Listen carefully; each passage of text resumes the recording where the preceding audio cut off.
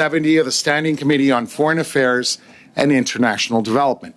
Today's meeting is taking place in a hybrid format pursuant to the House Order of June 23rd, 2022. Members are attending in person in the room as well as remotely through Zoom. I'd like to make a few comments for the benefit of the members. Please do wait until I recognize you by name before you speak. For those participating by video conference, click on the microphone icon to activate your mic, and please do mute yourselves when you are not speaking. Interpretation for those on Zoom is at the bottom of your screen, and you do have a choice of either floor, English, or French. Now, pursuant to Standing Order 1082, and the motion adopted by committee on Wednesday, September 21st, 2022, the committee resumes its study of Canada's sanction regime. Now, we're very, very grateful that we have three distinguished witnesses before us. First off, we start with Senator Andrzejczyk, who needs no introduction to anyone in Ottawa. She is a distinguished jurist, distinguished diplomat, and also a senator. And anyone who is familiar with foreign affairs is very, very familiar with her. In addition to that, we do have Professor Cardwell with us today. Very, very grateful, Professor Cardwell. And Mr. Benjamin Schmidt, who has appeared before us previously and is a senior fellow at the Department of Physics and Astronomy and the Kleinman Center for Energy Policy at the University of Pennsylvania. So you will each be provided 5 minutes for your opening remarks, after which we will open it to the members for questions. And as I understand it, Professor Cardwell, you will be going first, followed by Professor Schmidt, and then Senator Andrzejczyk.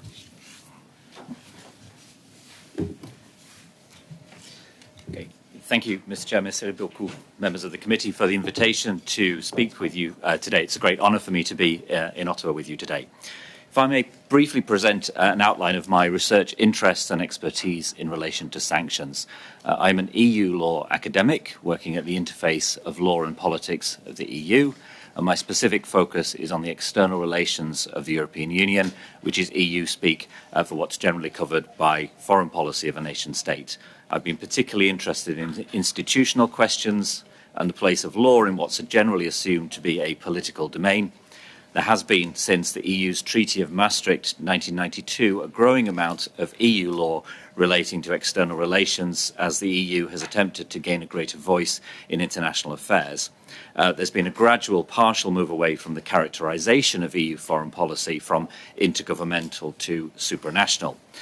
My interest in sanctions is as an expression of the EU's foreign policy. I published an article entitled The Legalization of EU Foreign Policy and the Use of Sanctions in 2015 in the Cambridge Yearbook of European Legal Studies. And I argued here that the EU is far from being ineffective as a foreign policy actor, which is a claim that has frequently been applied to the EU since its inability to respond to the breakup of Yugoslavia in the early 1990s. The willingness the EU has shown to put in place autonomous sanctions demonstrates its ability to do things as well as say things, most notably, of course, on Russia since 2014. The process of imposing sanctions, which cover internal market aspects of the EU and thus the legal competence of the EU institutions, is one which fuses legal and political aspects, but often has gone unnoticed. The institutional difficulties in seeking agreement between 27 member states should also not be understated. If there is agreement, the EU is capable of being powerful. If there's no internal agreement, much less so. My most recent work on sanction was published in 2022 with Dr. Erika Moret, who you met earlier this week. It focused on a trend since the mid-2000s to invite third states around the EU's borders to align with EU sanctions. Such states include closely integrated but non-EU members, including Iceland, Norway, Liechtenstein, applicants for membership in the Western Balkans, Turkey, Ukraine, Moldova, and Georgia, and other members of the EU's Eastern Partnership, Armenia and Azerbaijan. We looked at the EU's 30-plus sanctions regimes and the hundreds of instances where sanctions have been imposed or built upon, and we found that typically 5 to 10 additional states who are not EU members undertake publicly to align themselves. EU sanctions regimes therefore not only cover the 27 member states, but up to 35 to 40 states altogether, almost a third of UN members. Leaving aside the key question of whether sanctions do in fact make a difference, the place of autonomous non-UN sanctions as the go-to foreign policy instrument of the EU demonstrates its success in putting together a foreign policy. We also found some evidence that the potential weight of EU sanctions provides an opportunity for strengthened cooperation with other countries, such as Canada, and groupings, including the Arab League. Finally, as a UK-based academic, I've had to confront the reality of Brexit and the requirement to pass legislation and policy independently of the EU. The UK now has no formal institutionalised framework for foreign and security policy with the EU, but its own post-Brexit sanctions regime, the Sanctions and Anti-Money Laundering Act 2018. The early signs here is that there is little difference in practice between UK and EU sanctions in terms of content or geographical scope, though this might be changed in the future. I apologise in advance that my expertise did not extend specifically to Canadian law and policy, but I do hope that I will be able to answer your questions relating to my research. Thank you. Merci. Thank you very much, Professor Cardwell. And I did not get a chance to inform the members. Professor Cardwell is a professor at King's College in London. So next we will go to Professor Schmidt. Professor Schmidt, you have 5 minutes and the floor is yours. Thank you. Hello et bonjour, distinguished members of the Canadian Parliament. Sorry? Oh. Okay. And I should just say I have a PhD, but I'm not a professor. So just thank you for the promotion. Anyways, hello et bonjour, distinguished members of the Canadian Parliament. Merci. Thank you for the opportunity to testify today on the vital need to continue to expand and tighten export controls against the Russian Federation in response to its ongoing brutal invasion of Ukraine. Merci de m'avoir invité à Ottawa. Thank you for inviting me to Ottawa to speak today to you. I'm a researcher in astrophysics in Pennsylvania. I previously served as European Energy Security Advisor at the U.S. Department of State. I'm currently a senior fellow at the University of Pennsylvania, a fellow for democratic resilience at the Center for European Policy Analysis in Washington, and the co-founder of the Duke University Space Diplomacy Lab. We meet today less than 48 hours after the very latest unthinkable terror was unleashed by Putin's Kremlin against the Ukrainian people, the destruction of the Novakhovka Dam and hydroelectric power plant in Russian-occupied Kherson, an act that unleashed widespread energy and water insecurity, ecological disaster, and sharply exacerbated the Russia-fabricated humanitarian nightmare that is unleashed across Ukraine. Although shocking, Moscow's latest attack on Ukrainian critical infrastructure shouldn't take us by surprise. It's just the most recent example in its campaign of kinetic strikes against Ukrainian energy facilities over the past 16 months, and a clear extension of Russia's years-long policy of weaponizing energy supplies against the European democracies.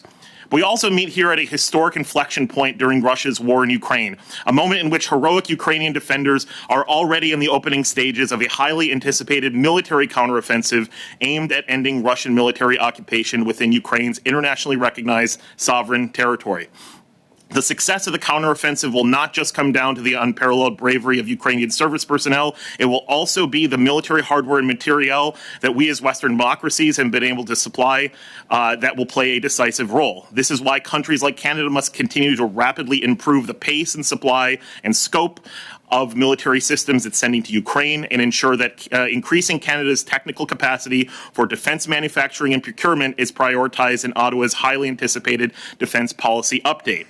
But while supporting the success of Ukraine's military counteroffensive is essential, global democracies supporting Kyiv have the duty to lead a counteroffensive of their own, a counteroffensive of sanctions to further ratchet up economic and supply chain pressure to degrade Russia's capability to wage war against its democratic neighbor. With this in mind, we can look at 3 critical lessons we've learned over the past year or so on the Russian sanctions regime. First, the answer to the perennial question of are Russia sanctions working is yes, but given the wide range of measures deployed, we need to also consider the proper timescales required for these various classes of sanctions to have their desired impact. For example, while banking restrictions and energy sanctions might take longer to result in broad macroeconomic failures in the Russian economy, technology export controls on component and systems-level military and dual-use hardware have resulted in more immediate impediments to Russia's military-industrial capacity, forcing it to seek equipment from countries like Iran. Regardless, both sanctions tracks must be strengthened and held in place for the long term to live up to the transatlantic pledge of increasing costs on Putin's Kremlin in support of Ukrainian victory. Second, the transatlantic community can never again be fooled by dubious Kremlin schemes and disinformation campaigns to waive existing prudent sanctions measures. Both during the run-up to the Kremlin's large-scale invasion of Ukraine and during its first year, sanctions measures were either already enforced or that were on the books to be, were waived, avoided, or otherwise unutilized. This includes the Biden administration's July 2021 decision to waive sanctions on the Kremlin-backed Nord Stream 2 pipeline, sanctions that were legally mandated by an overwhelming bipartisan majority in both chambers of U.S. Congress for years. It also includes the decision later in 2021 by the Biden administration to avoid sanctioning a vessel called the Blue Ship. This vessel was engaged in sanctionable activities in the construction of Nord Stream 2, but sanctions were waived, citing the ship's ownership by an entity that was quasi-owned by the German state government of Mecklenburg-Vorpommern, though principally funded by the Gazprom-owned Nord Stream 2 consortium, an entity cynically called a climate foundation. The ship and its owner remain unsanctioned today. And of course, it also includes last year's decision by the Canadian government to waive Russia technology export controls measures on a set of Siemens gas turbines that the Putin regime erroneously claimed was technically needed to end its politically motivated cuts of Nord Stream 1. Thankfully, the Trudeau government ultimately reversed this decision in part due to the great work of this very committee. Strategic errors like these, along with many further examples, will only serve to embolden Putin's Kremlin to set up schemes to undermine Western sanctions consensus, and if left uncorrected, could cause grave harm to broad counter-threat financing programs developed by global democracies. Third and finally, simply announcing strong sanctions measures without equally strong tracking and enforcement actions of would-be sanctions evaders will not get the job done. The wide array of Russian sanctions and export controls measures that have been announced by the G7, European Union, and beyond over the past 16 months are commendable, but must be rigorously increased and enforced until the Kremlin relents in its war of choice against Ukraine. It's no exaggeration that the scale and scope of sanctions already in place against the Russian Federation represents perhaps the largest single sanctions regime ever undertaken in history, in large part due to the sheer size of Russia's landmass, economic activity, and global Mr. Schmidt, if I connections. could ask you to conclude in the next 20 seconds, please. Yes. So there are many sanctions measures that need immediate rollout, which I will provide a menu during this hearing. But in closing, the biggest lesson we should have learned over the past 16 months is that the cycle of incrementalist measures to support Ukraine, whether it be on the supply of weapon systems urgently needed by Kyiv or on sanctions measures, needs to be broken. The time for incrementalism is over. A Western sanctions counteroffensive with stronger and wider restrictions on the Russian Federation can and must be deployed immediately. Global democracies must do this not only to support the future resiliency of a free Ukraine, but also to make it abundantly clear to the realist it's just a commercial deal block, that there cannot be a return to business as usual with the Putin regime. It's a vital message that authoritarian regimes around the world will need to hear as well. Thank you for your attention, and I look forward to your questions. Thank you, Mr. Schmidt. We now go to Senator Andrzejczyk. Thank you, Mr. Chair. I will look to you to cut me off because the clock is behind me, and having served in Parliament, it's a danger of going over the time. I want to start by thanking the committee for accepting to hear from me again on the issues of Magnitsky bill and the sanctions in general. It was from the hard work of parliamentarians in Canada over numbers of years trying to increase attention on sanctions and particularly human rights abuses that the Magnitsky Bill came to fruition. And I was very pleased to introduce the bill and have both houses of Parliament pass it unanimously. So it is to your credit that we are at least at the stage we are now. And hopefully this committee will continue to build on that. Now, much has been said, and you can read what I've said over at the Senate. I recently testified before them on the same issue. So I'm going to narrow, not talk about Russia. I think it's been adequately covered, and say why the Magnitsky Bill was important. We had SEMA, which was the Special Economic Measures Act, but it was really geared for trade violations and economic sanctions, where in fact there was a feeling in many Canadians' view that we needed human rights to be raised to an equal status in foreign policy, that the rights of those who have to defend their countries deserve the same attention as those who are working within the trade field. So the Magnitsky Bill came to, what I want to talk about are that it was intended to entrench human rights as an equal pillar with the foreign policy aspects. Secondly, it was to be universal. There was much talk even then about Russia and that threat. But those of us who worked in foreign policy knew that the threats could come from anywhere at any time, and we should be ready with a regime that can be easily accessed by the government. So the universality is very important. And it was also intended to support human rights defenders in general. Mr. Magnitsky was certainly the example, but he's an example of so many others around the world who have either sacrificed their lives, been jailed, tortured, and suffered innumerable losses, and their families, due to the fact that they stood up for what was right and just in their country. And these human rights defenders need to be supported, and that was one other reason for the Magnitsky Bill. The thrust of the bill is to ensure, first and foremost, and that gets lost because of the Russian issue, that we want to ensure that we are not aiders and abettors to any of the crimes that are committed by these perpetrators in other countries and have it spill over to us. We do not want their money parked in banks in Canada. We do not want it parked in real estate in Canada. And we do not want them to be in our countries. And the part that has been missing in the Magnitsky Bill and should be paid more attention to is the fact that we can limit their access to coming to Canada. Now, there's also a question of whether that should include their families or not. That would take farther inquiry, I would say.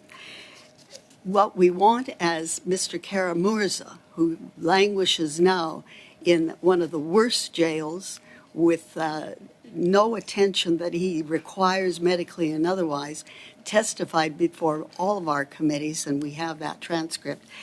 He said that if we don't take these steps within our own borders, how can we then issue sanctions and talk to others? So what was the gap in our sanction regime up to this point was that we didn't look to what we do in this country to ensure that they are not within our borders. That would be the first step to protecting the human rights defenders and having credibility on this sanctions issue. I agree that sanctions take a long time. The other reason for having the Magnitsky Bill and the SEMA Bill together, and I should say it was a compromise. It was intended to be the first stage. It was not intended to be a fait accompli bill. It was to be an all-inclusive look at sanctions and see where the Magnitsky Bill fits, sees where SEMA fits, but also to see what else we need in the sanctions area. And further, that we should not only look at sanctions. We have many levers in foreign policy that we should exert and utilize in these cases. But how do sanctions fit into that? Has not really been studied, I must say, by myself and many others as much as we should, and I think we will do so. But just to finish, the government has leaned on CIMA because it has been there for quite some time. It has a definition to do, but it is about international issues, not specific in the way the Magnitsky. And what we were hoping, and still appeal to the government, to those of us who've worked in the human rights field, is that we wanted the policies and the practices known to Canadians, known to internationalists, so that we could work more cooperatively with others, but also we would be in the ready when an issue erupts. And it isn't just Russia. We know we're in a very interesting world, and perhaps sanctions are necessary elsewhere or other foreign policy. So if the broad-based look at foreign policy is done, we can then say, do we use sanctions or not? And we have a scheme ready to go rather than being behind and trying to catch up. Thank you. Thank you very much, Senator. We will now go to the members for questions. We start off with MP Chong. You have 4 minutes.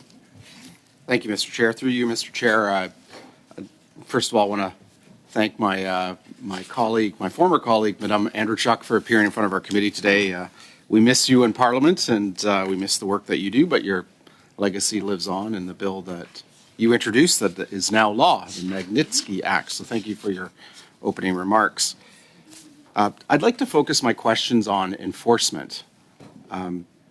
Just 3 months ago in the New York Times, they had a headline on their social media platforms that said Canada is such an attractive place for money laundering that there's even a special name to describe the activity there, snow washing. And I make that as my opening remark so that we can focus on, I think, what is a major problem, which is lack of enforcement. We can announce all the sanctions we want, but if we're not enforcing them, they're of no use. Last meeting, we focused on U.S. Enforcement of sanctions through OFAC in the Department of the Treasury. This meeting, I'd like to talk a little bit about UK enforcement because we have very similar systems of government. So the United Kingdom, like Canada, announced a UK financial crimes agency. So I'd like to ask Professor Cardwell about that. Can you tell us when this agency will be operational? Do you know when it's going to be stood up? No. No, okay. Do you know, there's been indications from the UK government that a sanctions unit will be housed, and sanctions enforcement unit will be housed within that agency.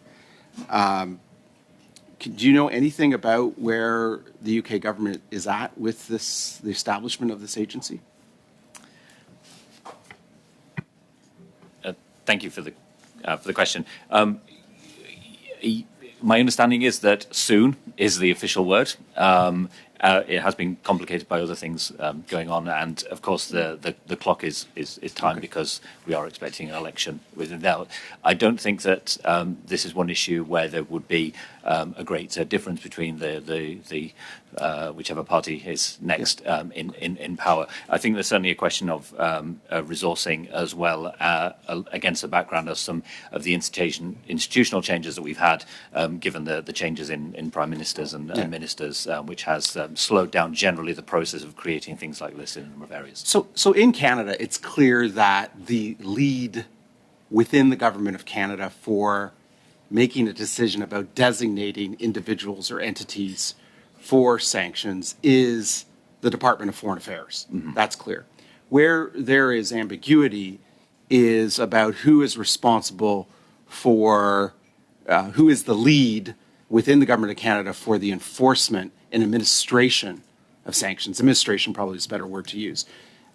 There's ambiguity about who is the lead within the government for the administration of sanctions that have been applied to individuals and entities.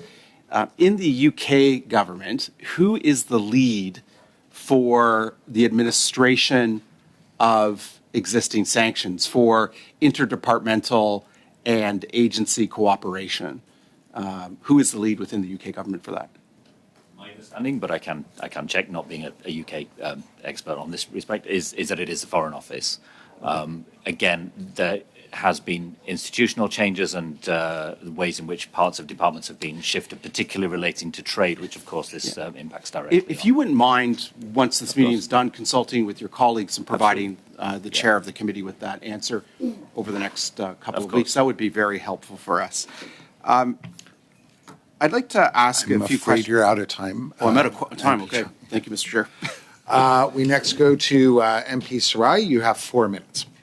Thank you, Chair. Senator Underchuk, thank you for joining us today. You've been a tireless advocate for human rights and the Ukrainian people for many years now.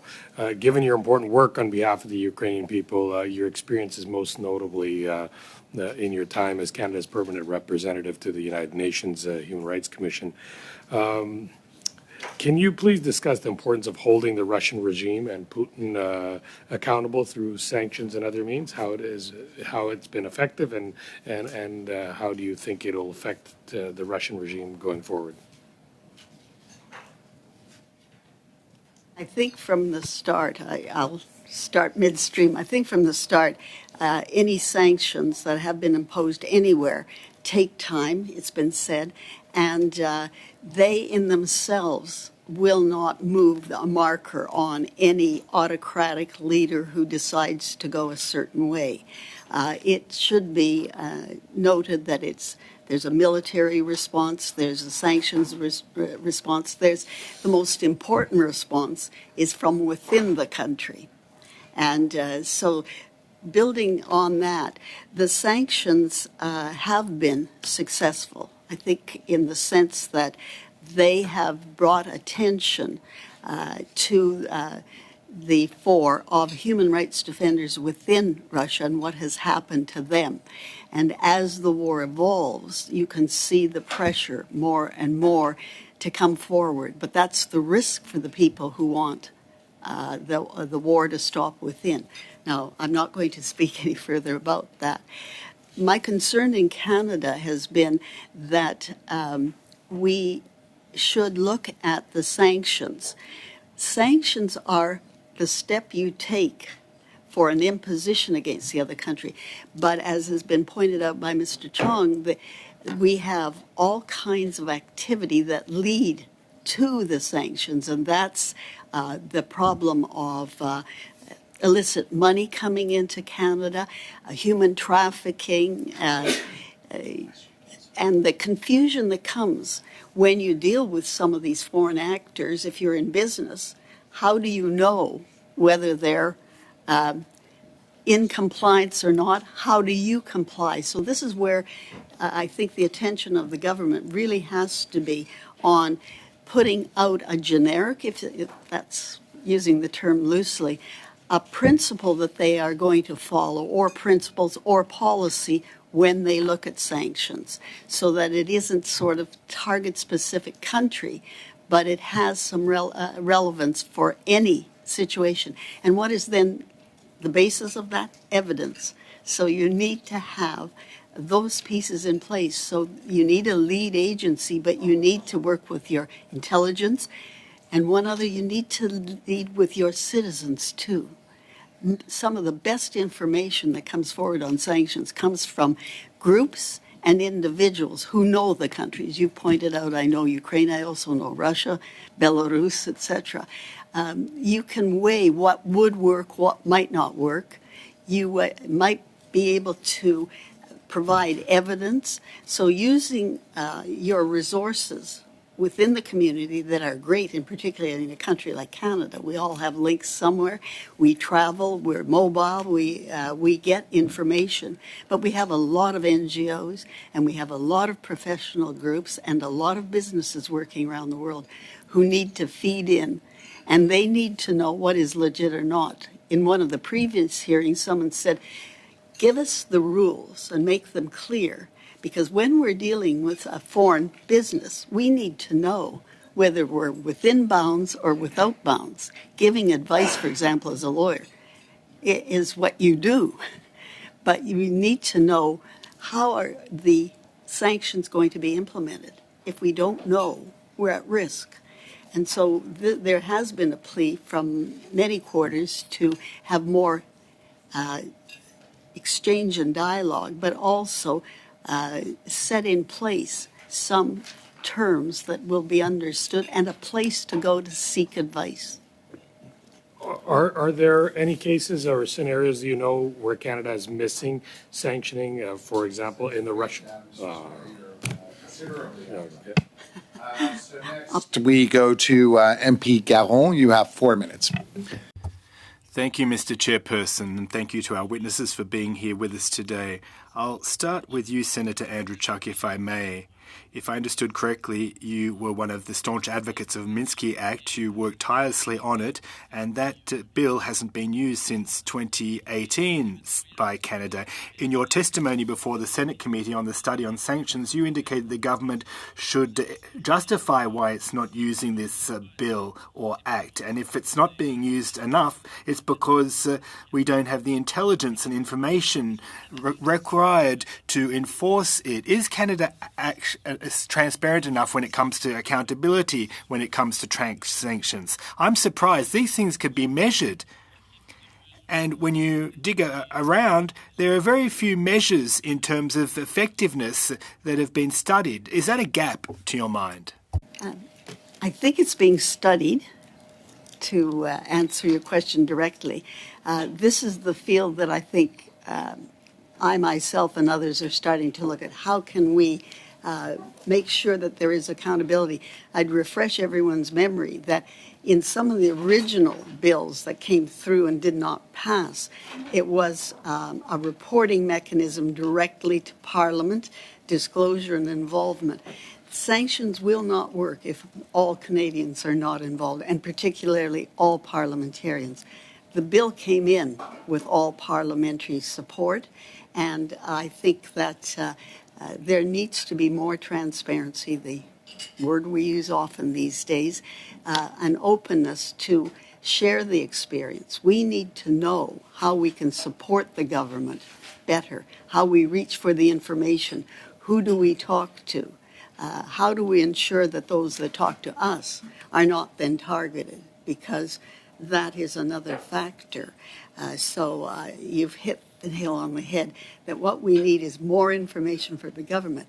I'm going one step further and saying the government should put in place certain aspects of sanction dealing that would be generic, and that needs to be known by all of us. And the final point I would make on that is that the evidence is easier, I think, in CIMA. I noticed that all of the Russian ones talk about international peace, violations of international peace and security. That's a phrase that needs to be defined more. Whereas in Magnitsky, we're reaching there for internationally recognized human rights abuses. Corruption is more defined. In that sense, I would have thought it would have been easier for the government to deal with it, particularly if you're going into forfeitures, which is a whole different difficulty and is yet to be tested. But if you go into forfeiture, where's the evidence? How is it applied? And are you only using your own skill as a foreign minister and your government, or are you really trying to build a coalition for those who want to abide by? Very quickly, if I may, when you say that we don't have enough information intelligence, who are you targeting when you say that when it comes to institutional change, which is required to improve things in that respect? What do you have in mind? When this bill started, and I go back to that, and I'm not a psychologist, but I know that there was resistance to the Magnitsky bill because it was a whole new topic, a whole new area that would need to be explored. And there is a hesitancy to start new ventures. But that is why this bill, with all the people who helped me, sat down and said, it's a starting point. Tell us, we know what we want. We want to stop the abusers. We don't want them in Canada, but we don't want them. We want the right signals to go to our partners and to the broader community and to those who really suffer on the ground in other countries. So we said, that's the part we know. How to apply it is within the domain of civil servants, within the domain of the government, surely with the fine minds and expertise there. That is where they could tell us how they could accomplish the ends we want. And they may be doing it now to a certain extent, and I think they are, but they could do more in relaying it to the general public, because it is not the kind of information that is confidential. In some cases, it might be if it's in money laundering or something. But in other cases, we talk about what we do to further human rights. And we could do that here. We need to report, and we need to have Parliament involved. Thank you, Senator. We now go to MP Green. MP Green, welcome to committee. Thank you. You have 4 minutes. Thank you. And noticing the constrained timelines, I will ask that you provide your comments as briefly as possible, as succinctly as possible. But I would love for you, Senator, to carry on that thought. In reflection, since the time this legislation was passed, you'd mentioned it wasn't a fait accompli, that more else need to be done.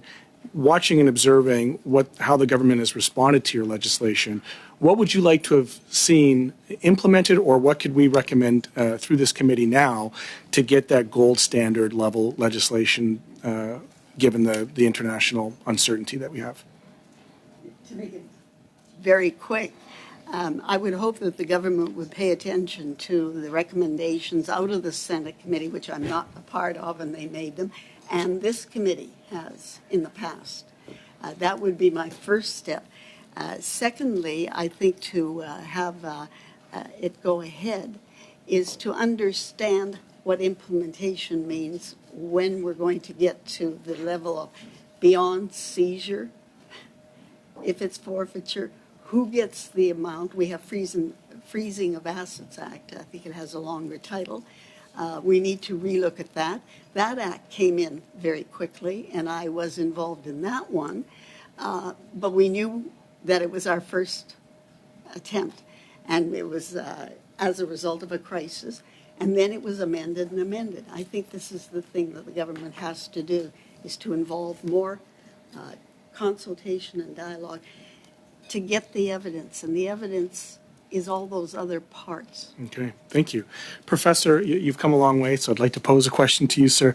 The 27-member EU has agreed to 10 packages of sanctions between February 2022 in response to Russia's aggression against Ukraine.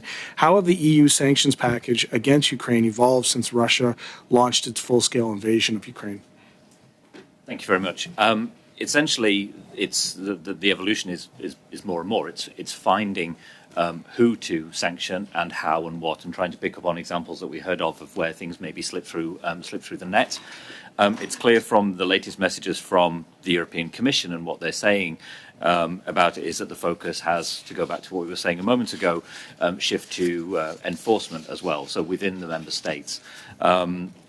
Again, one of the problems when you try and ramp up the sanctions, and you need that sort of political focus as well to keep the European populations on side, again in the context of this multinational organisation where you have elections coming up in states which might shift the balance a little bit.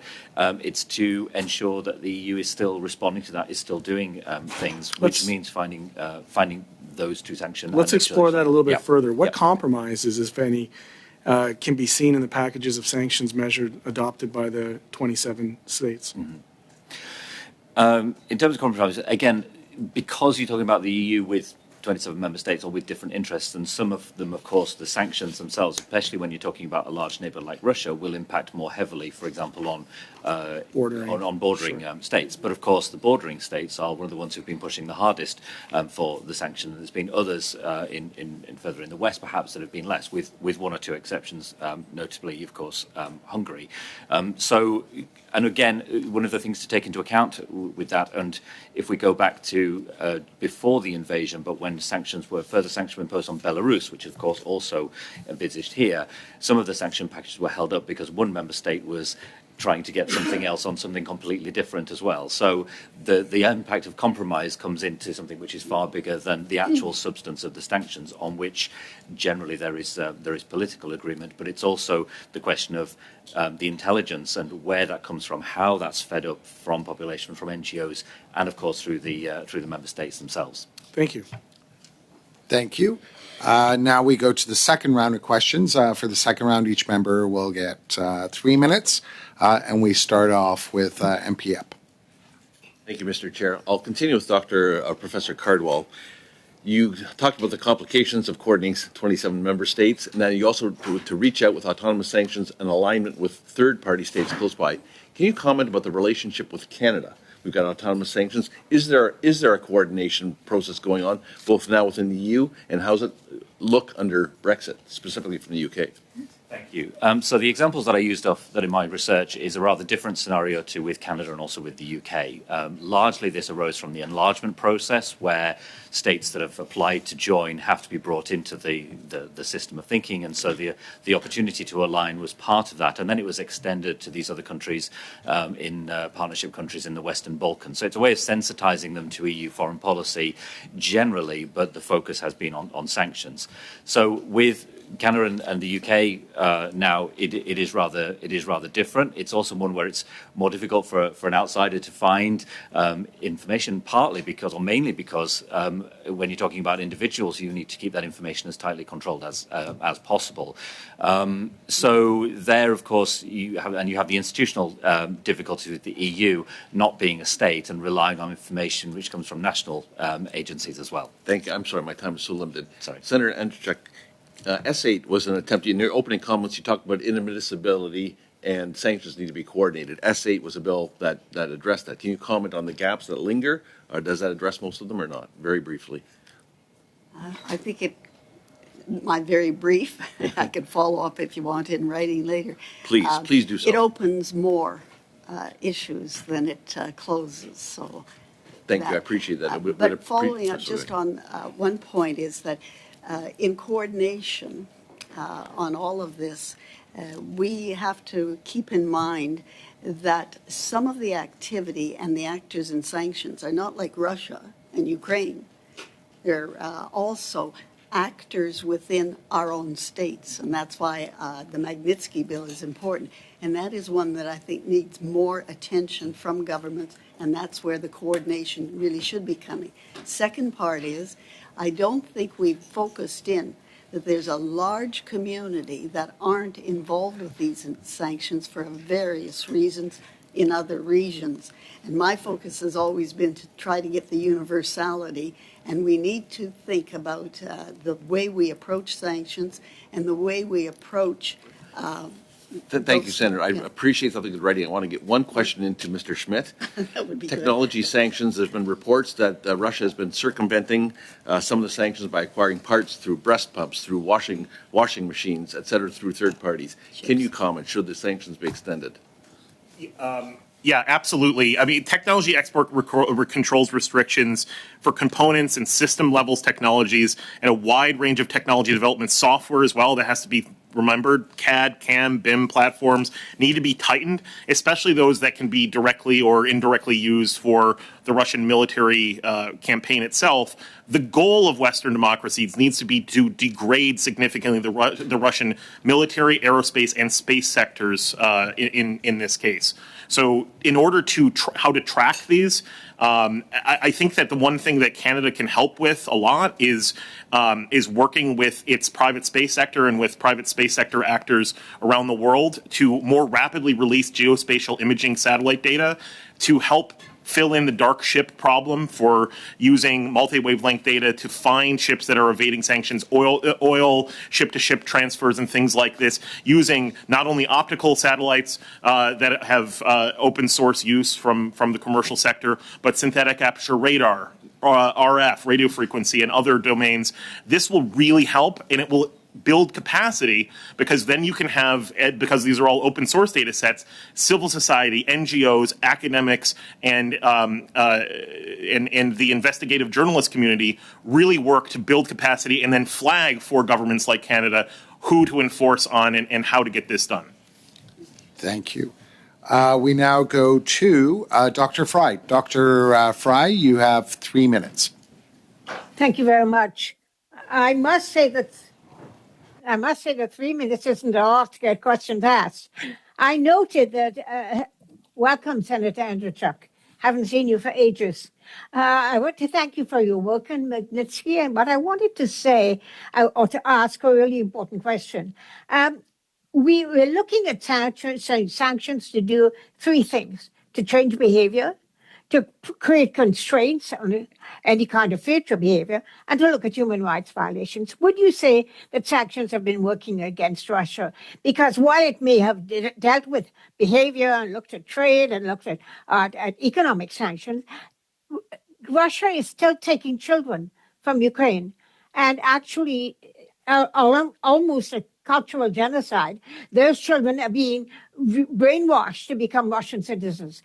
And so that's one human rights violation that's going on. The rape of women in Ukraine, another human rights violation that's going on. So how can we say the sanctions are actually working? What do we need to do to move them forward, especially when we have rogue nations like China and Belarus and India and Iran and around the area also trading at the moment with Russia to give it an outlet or an input as much as you would like to do so. So you said it takes time. I agree. But in the interim, while we're taking time, what do we do? And I'm looking at the Organization for Security and Cooperation in Europe, which is 57 nation states, of which Russia and Belarus are some. How do we deal with the Central Asian countries in the OSCE that are silent, quiet, because they're so dependent on Russia for their well-being and for their economies? So what do we do about some of those things? Can you tell me how we deal with all those challenges? Thank you, Dr. Fry, and thank you for saying we're old friends, having just retired from the Senate.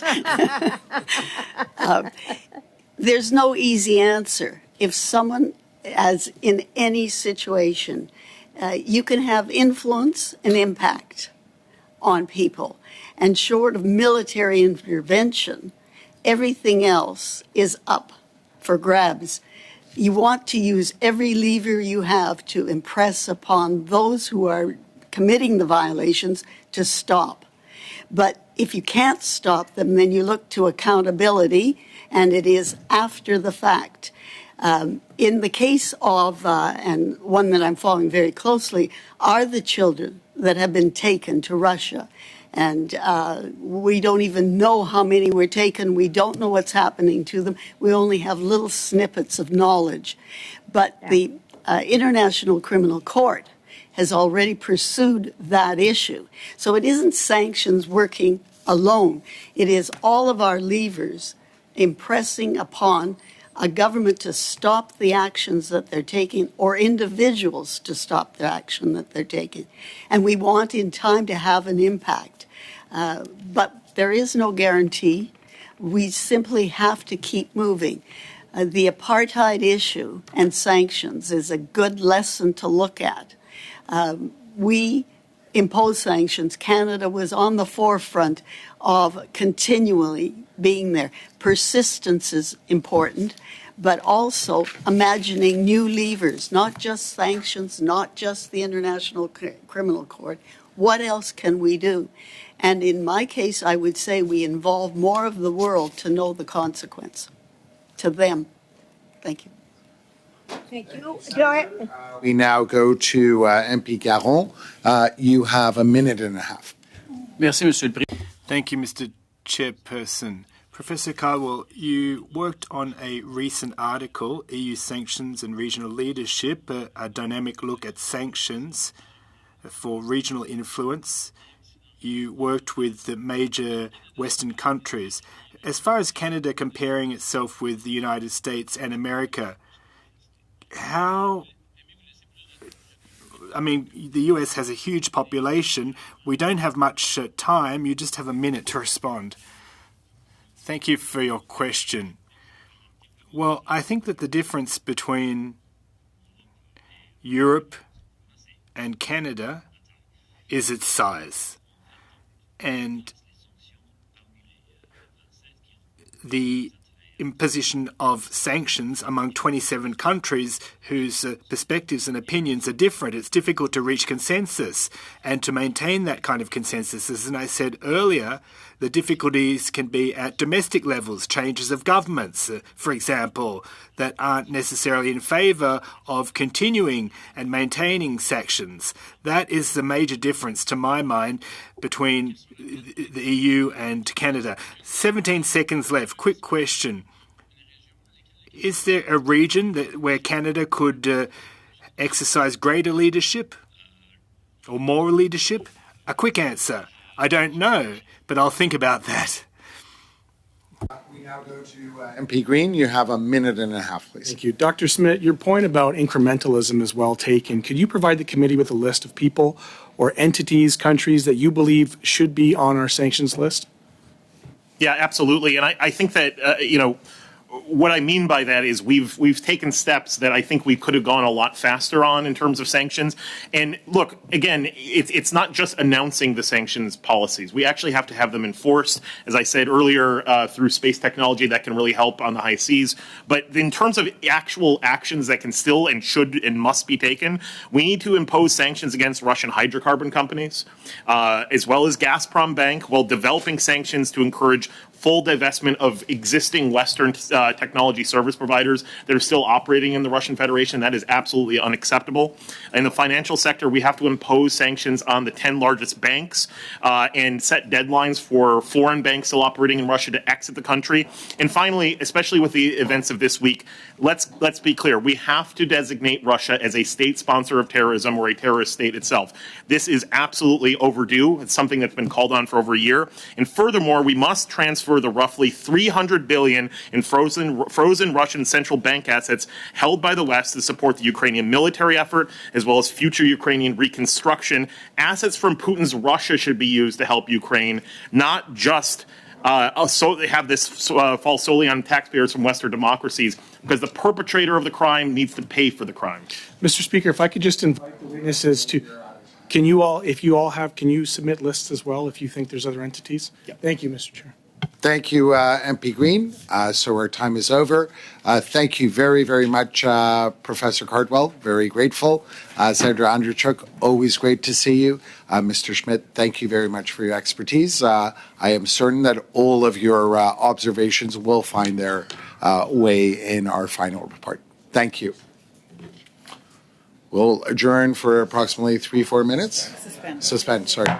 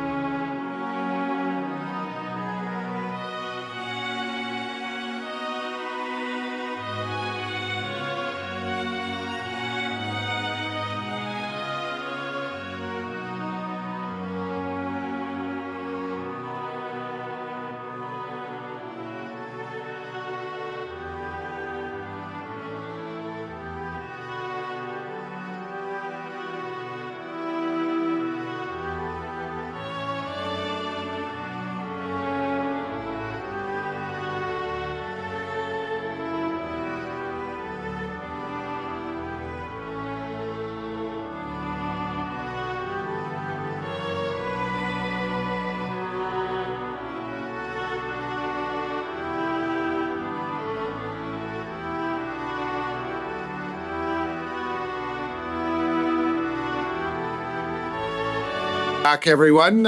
We will now resume our study of Canada's sanctions regime. For the second hour, it is my great pleasure to welcome two witnesses. First of all, from the National Resistance Front of Afghanistan, we're grateful to have Mr. Ali Maysam Nazari. Some of you are familiar with him. He comes to Ottawa, but regrettably today he is joining us by video conference. In addition to that, from Project Plowshares, we have Kelsey Gallagher. So, Mr. Nazari, we will start off with you. You have 5 minutes for your opening comments. As soon as your time is getting very, very close, I will hold this up as a signal. Would be grateful if you wrapped it up. And then we will go to our second witness after that.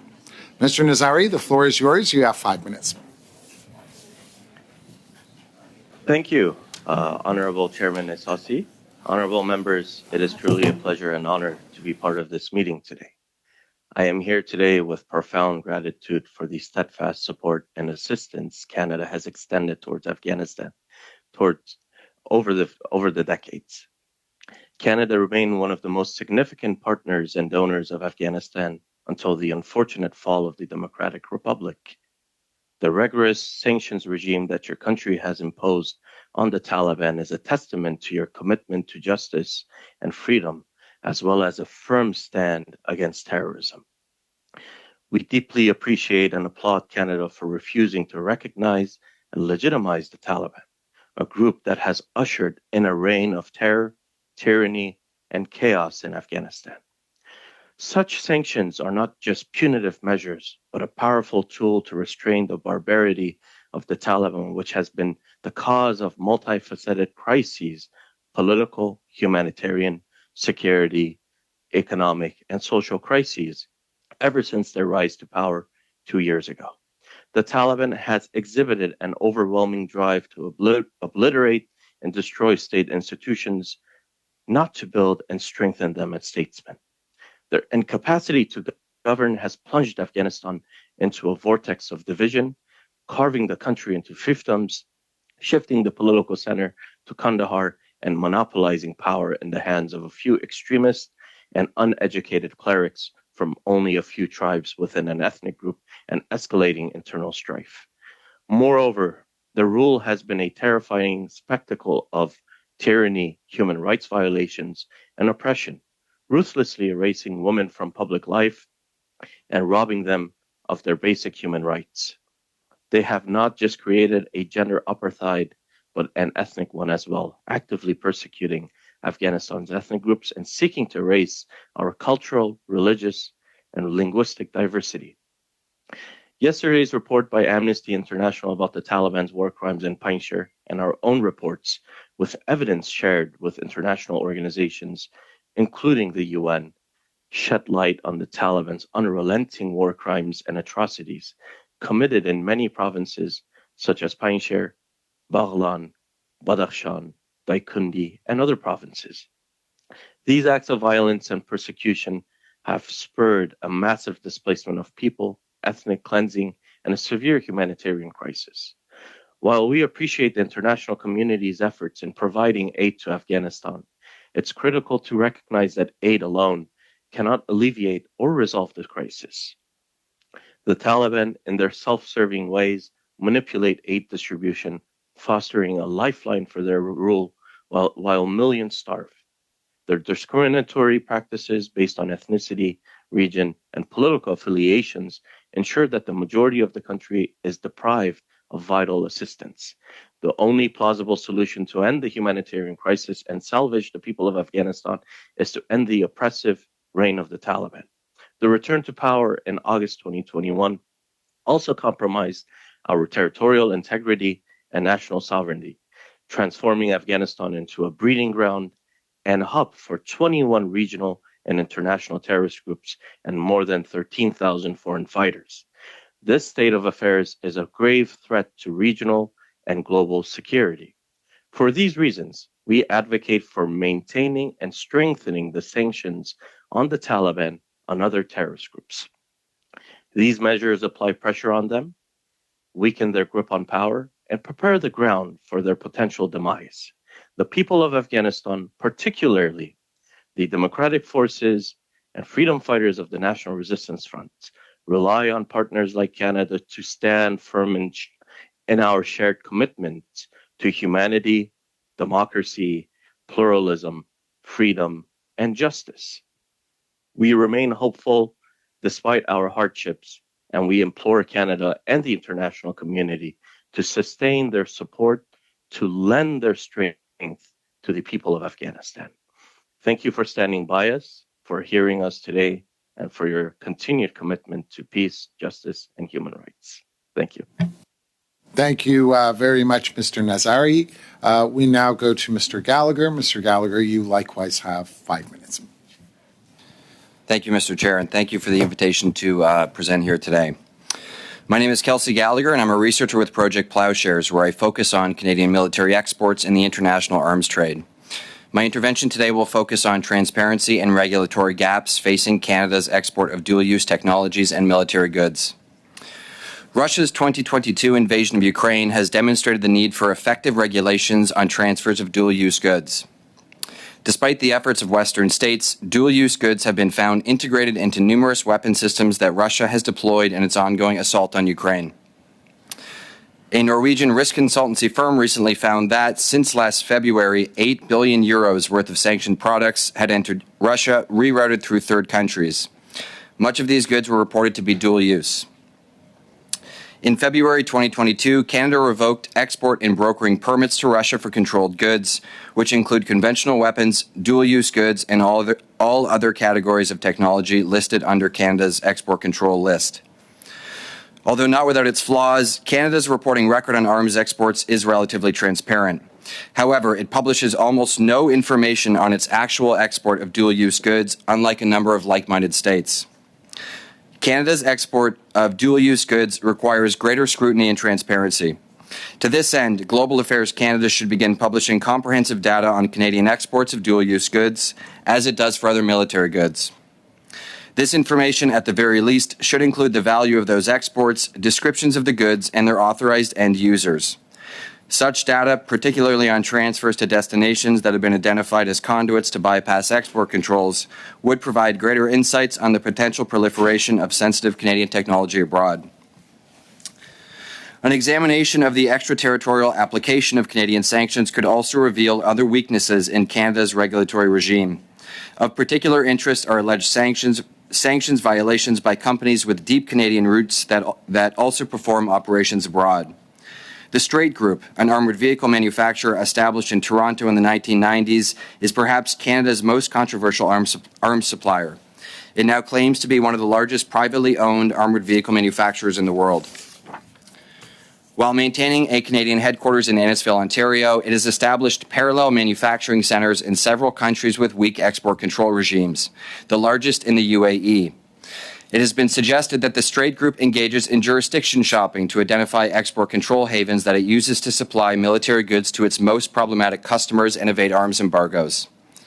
The Straight Group has openly breached arms embargoes by shipping weapons to Libya, Sudan, and South Sudan. In 2020, its vehicles were used by Belarusian security services to quell internal pro-democracy protests. It has exported military goods to a host of other problematic locations. The company's activities have drawn scrutiny and led investigations by the U.S. Department of Commerce and the United Nations. While an RCMP investigation was reportedly launched in 2016 following allegations of sanctions violations, no findings have been made public and there is no public record of any subsequent action. A 2017 publication from the Rideau Institute determined that, quote, there is no doubt that the Straight Group's, sale of armoured vehicles to Sudan violated Canadian sanctions, and that, quote, the Canadian owner of the Straight Group, Gurman Gudurov, should have been investigated and, if sufficient evidence of law-breaking emerged, prosecuted under the United Nations Act. The Straight Group stands as an example of significant weakness in Canada's export control regime. It appears that companies that want to circumvent sanctions only need to establish supply routes in third states, while making the tenuous claim that there is no connection between Canadian and foreign facilities. This case study illustrates a significant issue that must be addressed, and this issue is not location or company specific. As a prolific Canadian sanctions violator, the Straight Group provides a roadmap for other arms suppliers who may wish to dodge Canadian export controls and sanctions. The Government of Canada must double down on its efforts to confront the offshoring of arms production and maintenance, which allows for free flows of weapons to sanctioned states and actors. Efforts could include a study on the extent of this problem. Another recommendation would be to conduct a review of the effective enforcement of Canada's brokering controls, which were incorporated into the Export and Import Permits Act in 2018. These controls aim to regulate the extraterritorial trade and transfer of conventional arms by Canadians and Canadian entities. I look forward to any questions. Thank you very much. Thank you very much, Mr. Gallagher. Now we will open it up to questions from the members. For the first round, we have 5 minutes. Mr. Jennis, the floor is yours. Thank you very much to the witnesses, and I think the point is so important that Canada must maintain its commitment to Afghanistan, to advancing freedom and democracy in Afghanistan, honoring the sacrifices of so many Canadians who fought and died in Afghanistan for Afghanistan's freedom, but also honoring those we fought alongside with. So, Mr. Nazari, thank you for being here. I'll start with you. I want to ask you 3 specific questions, and I'll ask them all together. How can we, in the present context, pursue the advancement of freedom and democracy in Afghanistan? I think many Canadians would be feeling a little bit pessimistic right now, so if you can help us chart the course to some optimism and some concrete, but not blind optimism, but some concrete action that we can take towards that goal.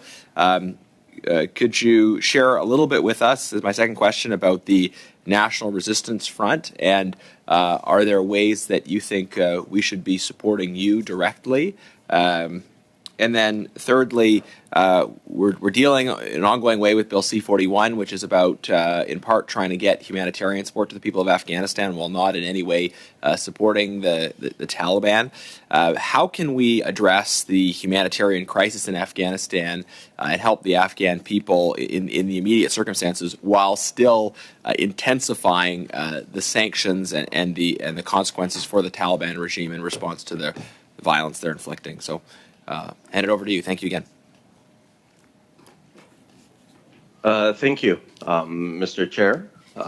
And to answer your first question, how to support the people of Afghanistan during the bleakest hour of Afghanistan's history. I believe not giving up on Afghanistan's people, which I see is becoming a trend in the international community today. The people of Afghanistan did not bring these terrorists to power. They did not have any authority, or they did not have any role in the transformation that happened in August 2021 with the collapse of the Republic and with the rise of the Taliban. And the people of Afghanistan are still fighting for their freedom.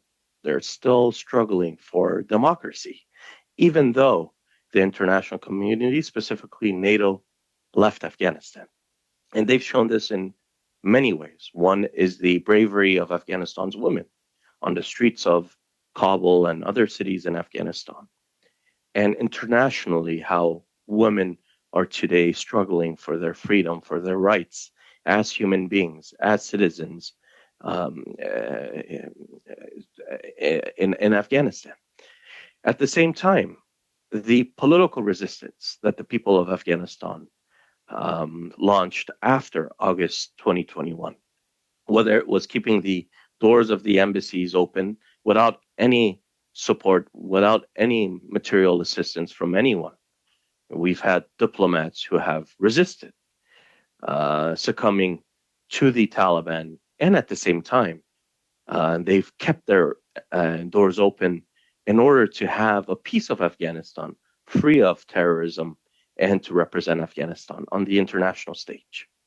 And to transition to your second question, is the National Resistance Front. From August 15, 2021, as the Republic collapsed, as NATO was ending its presence in Afghanistan, thousands of Afghanistan's military forces, those, as you mentioned, fought alongside Canadians, who fought alongside other NATO forces who were trained and advised by the international community for 20 years. They did not give up the struggle for democracy, for human rights, for pluralism, for justice, and so forth.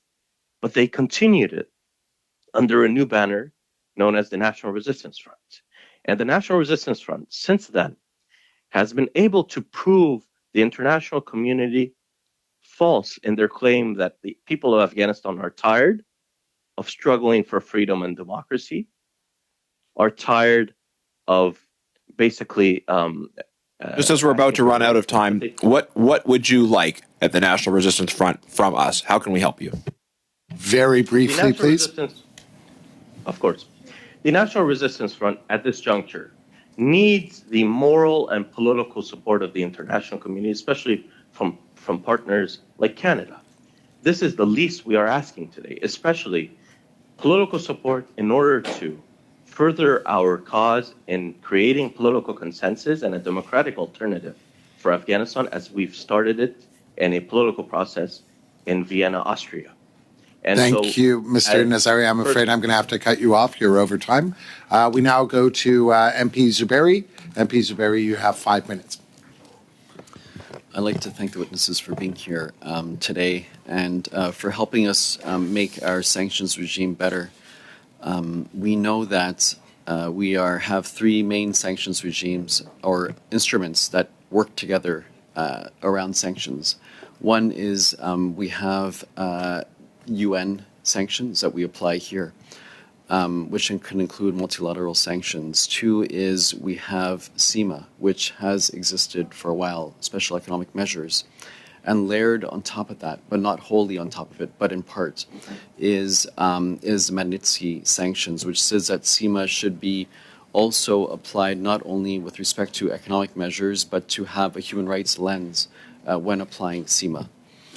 That being said, I would like to ask Mr. Nazari, you are involved in relief work. I know that you're involved in Afghan relief work. You spoke importantly about the current situation in Afghanistan, and you support robust sanctions on the Taliban regime. I just would like to know, given your humanitarian work, can you tell us about the impacts that are on the people of Afghanistan, if any, with respect to these sanctions? And related to that, are our sanctions, the regimes that are in place, are they hitting those that we're intending on hitting? Thank you, Mr. Chair. To make it brief, the humanitarian crisis hasn't been caused because of these sanctions, whether on the international level or individual countries. The humanitarian crisis is a direct consequence of the rise of the Taliban, of a terrorist group coming and take over a whole country, holding a whole population hostage, and trying to exploit as much as possible from the situation. We don't see the sanctions themselves as the cause of this crisis or the reason for this crisis to continue or exacerbate.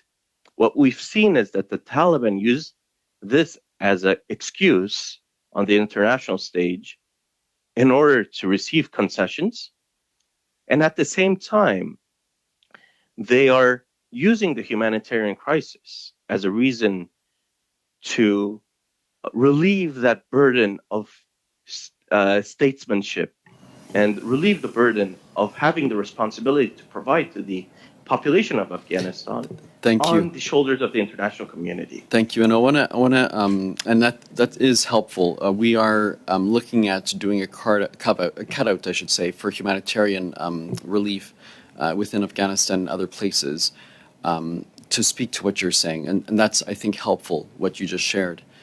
I want to shift gears for a moment and go to Mr. Gallagher. If you can speak about what you were saying with respect to Canadian border controls. You were suggesting a study on that, if you want to flesh out that idea a bit, in your testimony right here. Recommendations was for the government of Canada to review how effective its implementation of brokering controls is. Brokering controls were implemented into the Export and Import Permits Act in 2018, and that happened after Canada acceded to the Arms Trade Treaty, or the ATT. Or due to that, I should say, that bill passed beforehand. What these regulations do is it applies an extraterritorial layer on Canada's export control regime. So if there is a Canadian entity or a Canadian citizen who is brokering an arms deal between a foreign exporter and a foreign importer, they are subject to Canadian controls. And one of the reasons this was introduced is because brokering has been identified as a major driver of insecurity in the international arms trade. I think it's helpful. And you said something about third states and arms suppliers. If you can, in 20 seconds, 30 seconds, talk about that. Sure. I mean, the issue this is trying to address is actors that are actively trying to skirt Canadian controls, right? Canadian regulations are comparatively they're quite tight. So if an actor that we wouldn't want to export to needs a certain type of weapon, they could go to a country that doesn't have the same level of export controls than Canada has. So that's really what these regulations are trying to address. I hope that answers the question. Thank you, Mr. Gallagher. So we now go to Mr. Garon. Thank you very much. I'll start with you, Mr. Nazari, if I may. Along the same lines as my colleague from the NDP, I'll be concise because we have less time than usual. Canada is imposing sanctions on the Taliban regime under the UN regulations. And we know that countries that sanction the Taliban regime, independent of the UN sanctions, well, first, what is the effectiveness of the measures under the UN resolution? Secondly, should Canada emulate other countries that are deciding to impose sanctions independently with different triggers? Of course, I believe sanctions is a very important tool to use against the Taliban and other terrorist groups that are operating inside Afghanistan. We have to remember it's not only the Taliban. These sanctions will create the leverage that is needed by individual countries and the international community vis-a-vis the Taliban and other terrorist groups. Basically, at a time when the international community left the country, leaving them with $7 billion worth of arms and equipment, and creating a situation where human rights are being violated, half of the population, women, are being erased from public life, and other atrocities are happening. As I mentioned, the Amnesty International report that came out yesterday. And so there has to be a leverage against this terrorist group. If we give up on this leverage, what else does the international community or individual countries have against this oppressive regime or this terrorist group that has taken a whole country hostage and is oppressive and tyrannical? And so it is very important to strengthen the sanctions regime, whether it's in the UN or individual countries, as long as the Taliban are acting in such a way which is not in the interests of Afghanistan's people or the international community. Merci beaucoup. Thank you. Canada currently is in the process of amending the Criminal Code, Bill C-41, the purpose of which it would be that humanitarian organisations in Afghanistan can continue their activities on the ground without being considered contributors to the funding of terrorist groups. We understand the benefits of that approach. Here are the two things I'd like to know. Does that meet a particular need that is being felt by civil society in Afghanistan? Secondly, what are the risks associated with such an approach? Well, of course, we believe that international aid and assistance should be delivered to Afghanistan. Millions, basically 3/4 of the population, are in the need of international aid. However, In the past 2 years, billions have been delivered to Afghanistan, but we haven't seen the humanitarian crisis alleviate, but we've seen it exacerbate. So there is a problem how international aid and assistance is being distributed. The Taliban, of course, have a role in how it's being distributed, and we've seen discriminatory policies where aid isn't reaching to every community that needs it. And what this does is it allows the Taliban to exploit the assistance, as we've seen in many reports coming out from the U.S. Congress, like CIGAR. We've seen that aid isn't going to communities that are in need, and especially the National Resistance Front for the past 2 years, because the international community hasn't been able to deliver aid to many of the communities. We've taken up the responsibility. We've provided aid for more than 200,000 individuals within the country in communities where aid packages haven't been delivered, and basically they are being deprived. And when it comes to individual NGOs, even in Afghanistan, we've seen problematic mechanisms in place. What we believe is international aid should continue, but there should be better mechanisms in place to prevent terrorist groups from exploiting the aid that is coming in, and for aid to be equally distributed throughout the country. Garon, Mr. Green, you have 5 minutes. Thank you. Mr. Gallagher, I'm going to try to put 3 questions to you in a rather rapid-fire way. As you had opened in your remarks that there was a Canadian-owned strike group skirting sanctions in Sudan, South Sudan, and Libya, expert UN panels monitoring sanctions have condemned the strike group for this. And under the last Conservative government, Global Affairs awarded a sole source contract to them. And when New Democrats raised concern about the lack of enforcement during the 2017 study at this committee, the RCMP could neither confirm or deny whether investigations were taking place. Can you tell us more about this situation, whether there are failures in Canada's sanctions enforcement or potential gaps in how we apply the Arms Trade Treaty when a Canadian-owned company is clearly contributing to international insecurity and skirting sanctions? Thank you for the question. To start off on the RCMP, this is clearly another instance where there's not enough transparency. We know, and I'm assuming it's the same instance of an RCMP investigation into this company. If memory serves, we only learned about this through the press.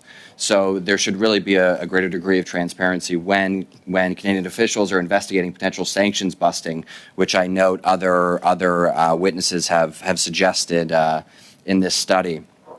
In terms of sanctions under the ATT, ATT states parties cannot transfer weapon systems. Article 6 of the treaty prohibits transfers if a state is under a UN arms embargo, so obviously a sanction.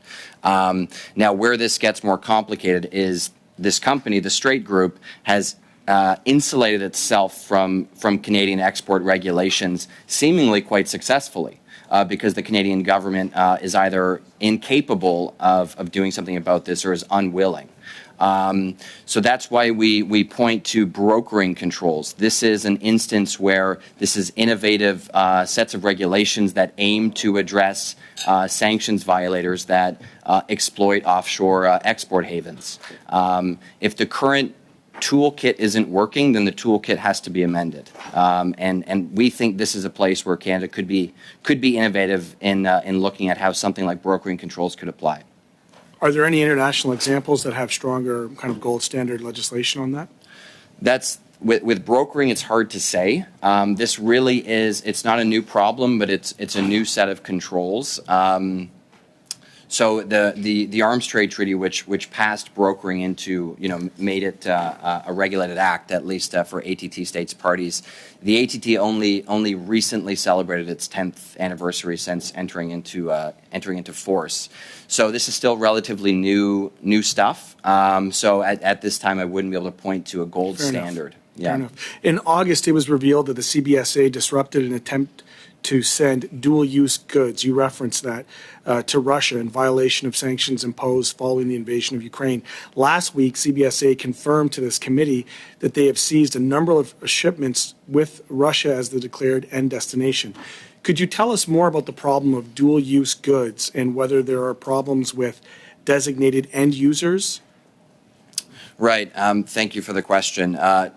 Dual-use goods, it's somewhat of a hot topic right now, and I think that is because, or it's certainly because of the war on Ukraine. Russia and other states are seeking dual-use goods because their supply chains have been cut off.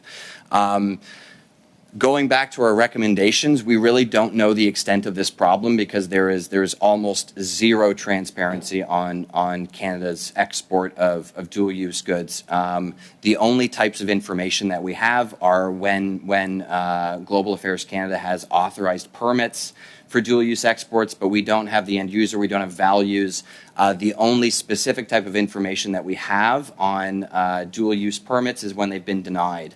We know that last year Canada denied 22 permits to Russia following the invasion of Ukraine, but over the prior 5 years, there was only one permit denied, which does suggest that dual-use goods were indeed flowing to Russia. We obviously can't say that for sure, but that's what the data would suggest. And so beyond transparency, what would we be doing to prevent Canadian-made weapons or systems of dual-use goods getting into the wrong hands, briefly? I would say that Canadian officials should look at systems right now that are actually not deemed to be dual use, but certainly are. These are sometimes referred to as commercial off-the-shelf items or COTS. These are actually marketed as such to suppliers because suppliers know that they're not caught up in red tape. So there is certainly military goods made in Canada that are not deemed to be dual use, and we would absolutely argue that they should be. Thank you. Thank you. So we now go to the second round of questioning. We start off with the Honourable MP Chong. You have 4 minutes for this round. Well, thank you, Mr. Chair. Through you, Mr. Chair, I'd like to focus on enforcement as it relates to the machinery of government. Currently, as you know, applications for permits under the Export and Imports Permits Act is done by a specific unit within Global Affairs Canada, the Export and Imports Permits Act unit. I don't know the exact title of the unit, but it's a specific unit. And then separate and distinct from that is the Criminal Security and Diplomatic Law Division within Global Affairs, which handles permits or certificates under the Freezing of Assets of Corrupt Foreign Officials Act and other acts. There have been suggestions that these two entities should be combined into one unit within Global Affairs. What's your view?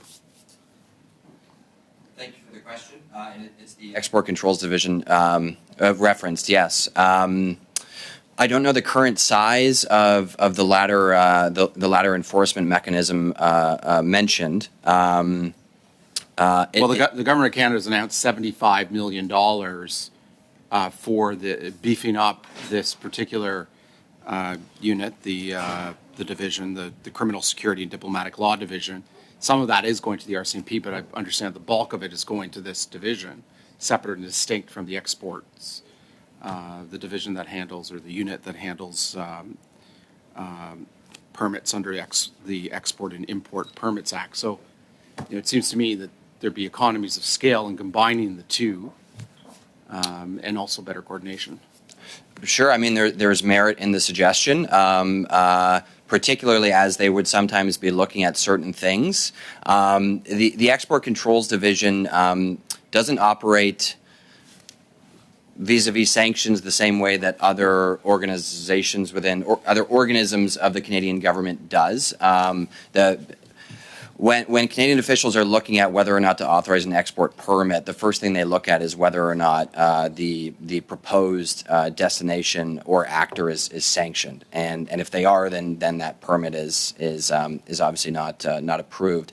The idea that they be combined, there could be merit to that. That's all I would have to say.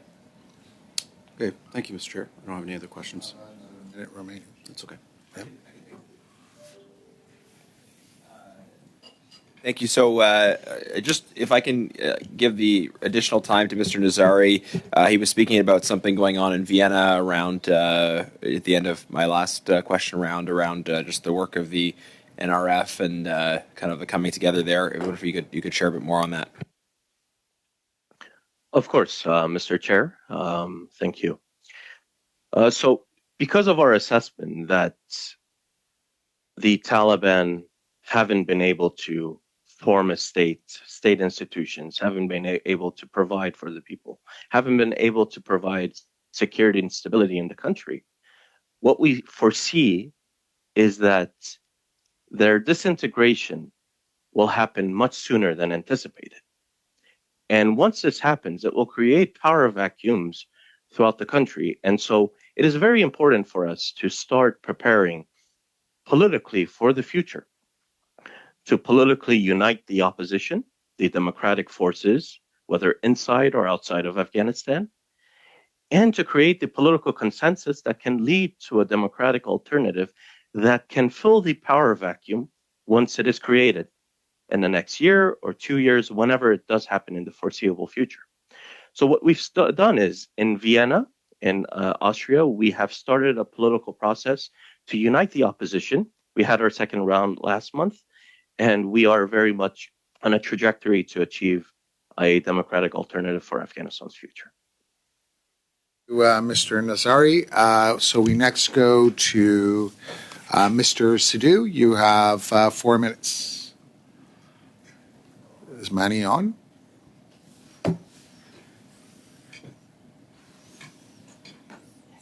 Where is Manny Sidhu? Is he not on? So do any of you two gentlemen? Oh, there we go.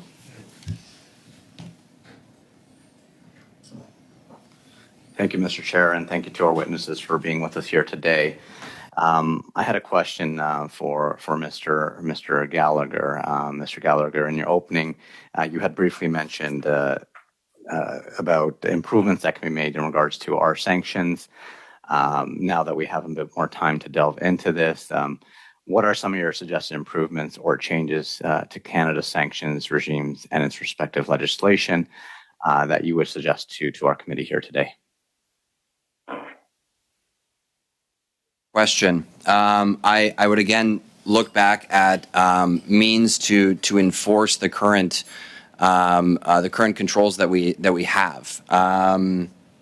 We know that there are Canadian companies or companies with Canadian connections that are openly busting sanctions, and any effective export control regime would find every means possible to interrupt those violations of sanctions. Again, I will point to brokering as a potential means to do this. This is a new control measure within Canada's tool set. We honestly do not have a very good understanding of how this works. We've followed up with Canadian officials more than once. We've even brought up the name of the company mentioned in my opening statement, and we still fail to get a comprehensive understanding about how Canadian brokering controls work currently and why they wouldn't work to those companies that we know are actively busting sanctions by providing arms to countries under embargo. So I would say looking at pouring resources into the tools that we already have to upscale their effectiveness. I would say to look at other states parties to multilateral treaties like the ATT, but other arms control treaties such as the Wassenaar Arrangement to to find best practices on applying the regulations that we already have. We accede to these treaties for a reason. The reason we acceded to the Arms Trade Treaty is to interrupt the human rights violations posed by the international arms trade. So we should look to make the tools at our disposal, as effective as they could be. Thank you for sharing your thoughts. Mr. Nazari, would you have anything to add to this? I do not have a specific answer to this. Thank you. Okay, no worries. In terms of, you spoke briefly about Afghanistan and the humanitarian situation that's happening there. I know we are working with humanitarian multilateral organizations to ensure that we're able to provide assistance. In terms of education in Afghanistan, that's something I'm hearing a lot about from constituents, from Canadians. The Taliban regime there is preventing women from getting an education. Any thoughts on this and what Canada can do to help?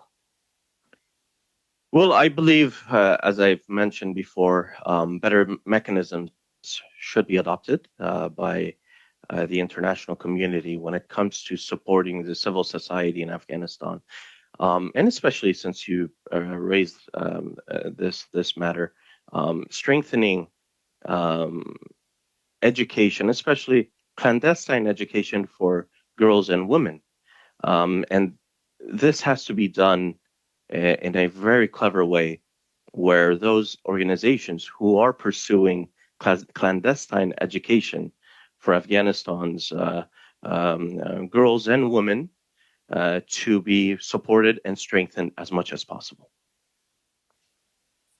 Thank you. And I know, Thank Mr. you. Chair, how much time do I have left? I'm afraid you're out of time, Mr. Chair. Okay.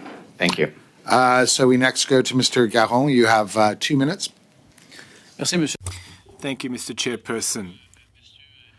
Mr. Gallagher, there are some of our partners that have similar points of view as Canada's that have developed sanction regimes to deal with certain specific problems, weapons of mass destruction, cybersecurity, for example, that have also included other trigger elements in their equivalent to our Special Economic Measures Act.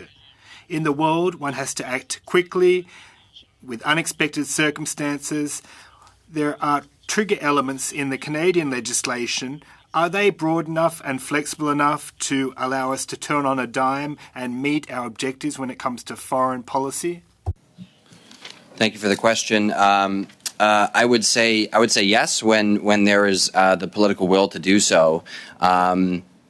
Very quickly following Russia's 2022 invasion of Ukraine, Canada announced a position. It wasn't, as far as I understand, this wasn't legislated, this wasn't a regulation, but a new position that Canadian officials were going to immediately stop the further issuance of export permits for any controlled goods to Russia, and actually revoke existing permits, which is essentially as far typically as our officials will go as it relates to export controls. So this happened in a matter of days, less than days, probably, a matter of days, I would say. So when something happens, there certainly are mechanisms to stop the future provision of weapons and cancel permits that allow the current any weapons exports that have been approved. Other examples where this has happened would be Belarus was an example in 2019. Another example of this happening as well is Turkey in 2019 and further to 2021. I'm afraid you're out of time. It's over 2 minutes. Over to you, Mr. Green. You have 2 minutes. Mr. Gallagher, in its May 2023 report on Canada's autonomous sanctions, the Standing Senate Committee on Foreign Affairs and International Trade called for more consistency in Canada's application of sanctions in response to human rights violations.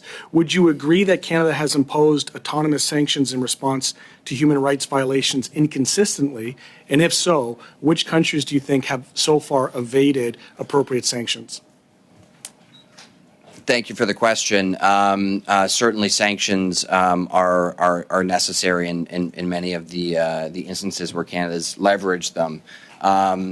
Other instances, Canada has failed to leverage sanctions and has continued to actually provide huge amounts of weapon systems to countries that are known to misuse them. The prime example here would be Saudi Arabia, which continues to be the second largest consumer of Canadian weapons, only behind the United States. So using the term sanction broadly there, I think a sanction on the provision of weapons to Saudi Arabia is necessary, as the continued export is a breach of the Arms Trade Treaty and the EIPA. So speaking broadly on sanction. And there's certainly other states. Any come to mind? Any come to mind? Another would be the UAE. Certainly, the UAE has been shown to have callous disregard for the protection of human life throughout its bombing campaign in Yemen. We just had the newest annual report on military exports was tabled last week on May 31st. So we have all the new data on Canada's annual reports. On annual exports of military goods for last year. So, I mean, there is a list of countries certainly that we should stop exports to. Last question. Should Russia be added to Canada's area control list? Thank you for the question. The area control list is a mechanism whereby a state is put on that list, and everything that goes to that country can only be sold basically with an export permit. There's certainly merit in that idea. If we wanted to look at stopping the provision of anything to Russia, this is quite a blanket approach. The only country that's currently on the area control list is North Korea. The area control list has not been updated since Belarus was taken off of it a number of years ago. It's certainly a mechanism that could have, again, merit in stopping the provision of weapons. Weapons being things like dual-use goods that might sneak under the rug, but also commercial off-the-shelf items that should be listed as dual-use but are not for whatever reason. Thank you. I'm out of time. Thank you very much. We now go to Mr. Jenis. You have 4 minutes. Thank you, Chair. Mr. Gallagher, I'm very concerned about the phenomenon whereby big international companies such as McKinsey and Company do work for Western militaries. They develop knowledge about structures and organizations. They also then work for the militaries of hostile powers. We're not talking about the transfer in these cases of weapons or technology, but we're talking about the sort of subtle ways in which know-how is developed and then used to facilitate learning and greater effectiveness by actors that are abusing human rights and contrary to our values. Do you have thoughts on how the government or sanctions regimes could address this kind of more intangible transfer of knowledge? Thank you for the question. What we might refer to as knowledge transfer, and it is this is actually a permitted activity. So training would come under knowledge transfer. Any sort of conversations you and I would have that would be knowledge transfer, as well as things like the transfer of intellectual property. So that is certainly controlled. Just to jump in on that, though, we're not talking about explicit transfer of information, because McKinsey would say, we protect our clients' proprietary information. They're not transferring patents or anything like that, but they are.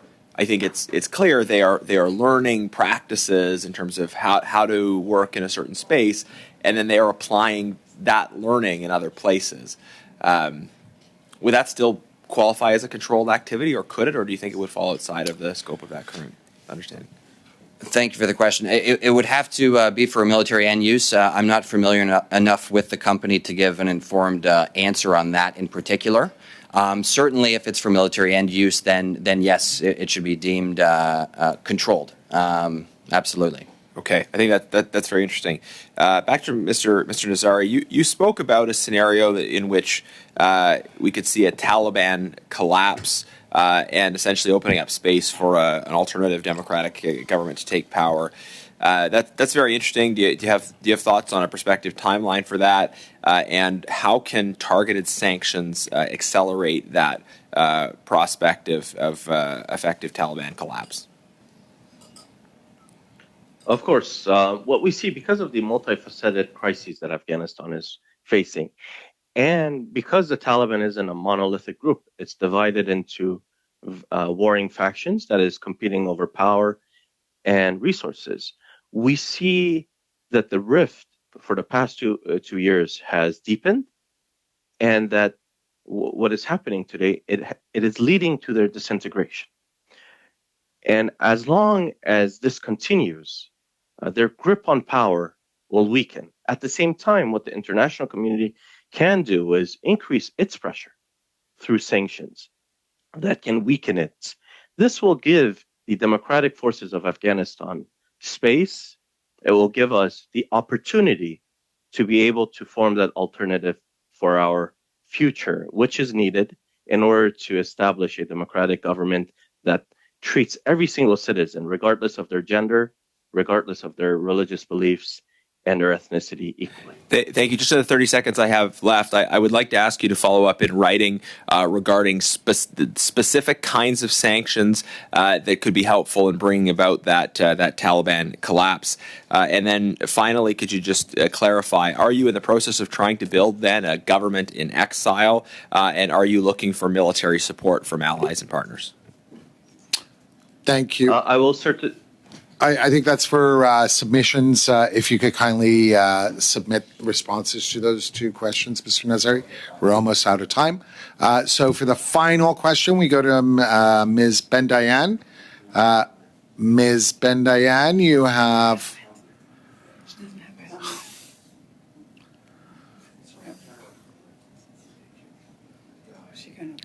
Hi, Ms. Bendayan, you have the last question. Do you not have your headphone? No? Okay. Do either any of the other Liberal members? Yes, Mr. Sidhu. You have 4 minutes. Just to the witnesses, final thoughts on improving the SEMA or the Magnitsky Act. I know time's running late, but if someone can add some comments on that, perhaps Mr. Gallagher.